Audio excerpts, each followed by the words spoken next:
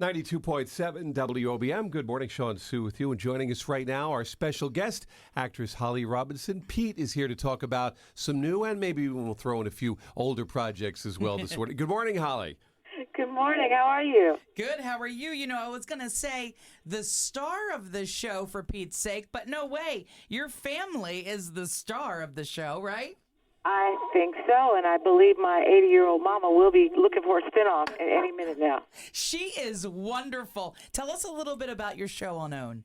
Well, for Pete's sake, it airs on OWN Saturday nights, 9/8 Central. And, you know, it's weird. We've been kind of recruited for this reality family docuseries for some time now, and probably about for 10 years. And I just felt like, you know what, timing was never really right, and I was always a little reluctant. But I feel like we have some pretty interesting stories to tell that you don't get to see on reality too often. And I kind of went for it, and we had like a little family chat, and everybody was kind of down. So we said, you know what, why not? It's Oprah Winfrey Network, got a lot of integrity, and it's fun. I feel like it came out pretty cute, so I'm happy. Did you have the name, or that working title for like the last 10 years? Because that seems like what came first, the show or the actual name? Because the name's perfect. You know, I got that working title from when I first met Rodney Peete, and he was playing with the Detroit Lions. And I remember seeing something they wrote about in one of the papers where he, I don't know, whether he played well or didn't play well. It was always, for Pete's sake, Rodney, why did you throw that interception? Rodney, you won us the game. It was always that. I was like, oh, my gosh, that's so cute. He's like, oh, Holly, that's so, like, they always use that. And so you're right. So I've had that one in my back pocket. Yeah. How is it living with an ex-NFL quarterback? Does he sit out in the backyard throwing footballs through tires, or is he pretty good with not playing anymore? Or is it constant football in your house still? They're never, ever good with not playing anymore. That's the biggest thing. That's why you see Peyton Manning, you know, crying his eyes out. And they're never good with that. It's a very unique thing when they retire, quote unquote. Yeah. Those lights go out because it's something they've been doing since Pop Warner. So it's very, very a delicate thing. You know, he can still throw that ball. He can't get away from anybody.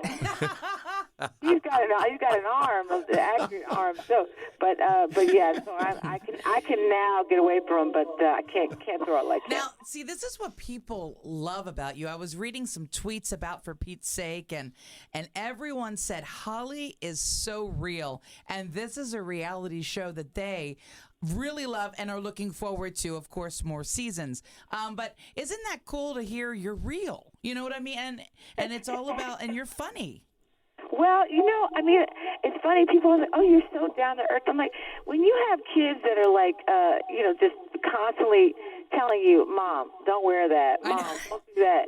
I mean, Mom, drop me off here. I don't want anybody to see this minivan. You're not cool. Yeah. I mean, you know, you don't feel very cool. So, and, you know, but we're very real. We're very down to earth, and we had some, you know, some stories to tell. So I'm glad to see people are resonating with the project. I think that's what does make or break a reality show too. If you get somebody who comes across as real, the reality works. But if it looks like it's not real, then it's not reality, and it falls into like, oh, this is stupid, you know. So.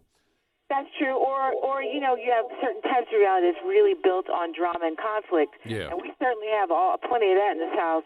But, you know, it is really more humor, heart, and it's intentional, and it's a little different twist, a more positive twist on the genre. Is there one last question? Is there ever a time where you have to tell the guys, look, get the camera and leave me alone. Right. Stop following me down the hall. I have not had to do that yet, but I feel it coming. Very good. So you and I sort of have a little bit in common when it comes to autism. My fiance has an autistic son, so now he's a part of my family. And it is very interesting with my neurotypical daughter, you know, and the adventures they go through, and they learn so much from each other. I know in your family you have an autistic son, correct? Yes, he's 18 now. He was diagnosed with autism when he was only 3. And, you know, that's another reason why I really felt like I wanted to document this, because I know that when we got the diagnosis, if I turn on the TV and see a show like For Pete's Sake with the family rallying around this kid and seeing all the things that he's done, the journey he's come from, I feel like it really would have been helpful, and I know just in our advocacy for families affected by autism, how it's been helpful. So that part of it, we really wanted RJ to be comfortable with us telling the story, and he gets that his story is helping others. So that's great. That's a really interesting part. I've never seen that on TV before, so I'm happy about that part. You're absolutely right. I don't know if there ever was like a reality show with an autistic kid, as part of the family. I don't remember. By the way, if you want to read more about Holly, as far as her family and dealing with autism, her book is out. It's called Same But Different: Teen Life on the Autism Express, and that's in bookstores, Amazon.com, right? That's correct. And the thing about Same But Different, Teen Life on the Autism Express, is our second autism book. The first one was a children's book. This is more like young preteens and teenagers and talking about autism in high school and middle school. It's very it's something we couldn't find any books on, so we just felt like there are a lot of holes for a disorder that is so prevalent. There's not a lot of interesting projects about it. And it becomes different when the child is getting older, because, we think of, autistic children, maybe you're thinking, toddlers and kids who, grades 1 through 7 or 6 or whatever. But what about for older kids? Now they're going into the teenage years and soon to be young adults. It's a whole different scene.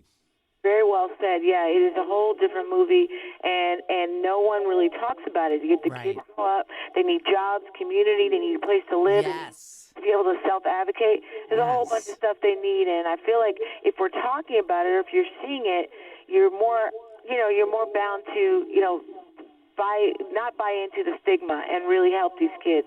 All right, Holly Robinson Peete, Saturday nights. What a great family, Holly. And I'd love to jump in on set sometime.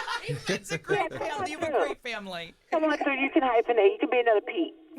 For Pete's sake, Saturday nights on the Oprah Winfrey Network. Nothing but success and love to your family. Holly, thanks for spending time with us. Oh, you got it. Thank you. Great time. Take care. Thank you, Holly. There she is. Holly Robinson Peete. Wow, she's cool. All the way from 21 Jump Street, from hanging with Mr. Cooper. Now she's hanging with her kids. The book is so good, too. Please check it out. And also check out For Pete's Sake. It's a fun show.